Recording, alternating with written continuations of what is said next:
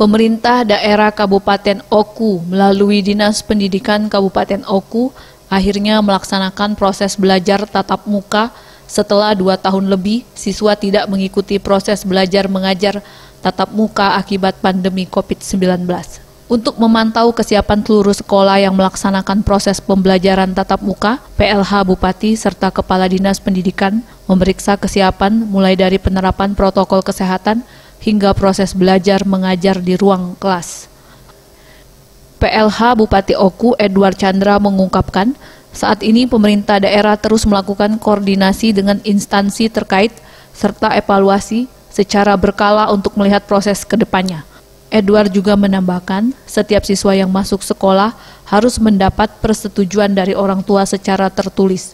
Untuk yang tidak mengizinkan anaknya sekolah tatap muka, masih bisa berjalan dengan cara daring.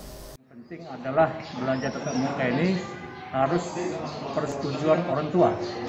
Jadi apabila ada orang tua yang berkeberatan masih menginginkan anaknya untuk belajar di rumah, dipersilakan dan kita meminta kepada sekolah untuk melaksanakan hybrid istilahnya. Ada yang belajar di ruangan, di kelas, ada yang belajar di rumah. Sementara itu, Kepala Dinas Pendidikan Oku, Teddy Meliawansah, mengatakan dengan dilaksanakannya proses belajar tatap muka tersebut, orang tua siswa jangan terlalu bereforia. Tetap patuhi protokol kesehatan. Teruntuk siswa tetap gunakan masker, cuci tangan, serta membawa makanan dari rumah. Teddy juga mengatakan, saat ini Dinas Pendidikan terus berupaya agar bagaimana caranya proses belajar tatap muka dilaksanakan hingga 100%. Mengingat saat ini siswa masih dibatasi 50% saja yang bisa mengikuti proses tatap muka. Bagi yang sakit dianjurkan tidak mengikuti proses belajar di sekolah. Untuk mekanisme SOP telah kami terapkan, sudah kami bagikan kepada seluruh sekolah, mulai jenjang PAUD sampai dengan SMP.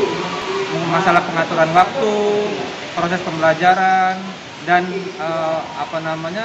pada saat pertukaran. Bagus Mihargo, Sriwijaya TV.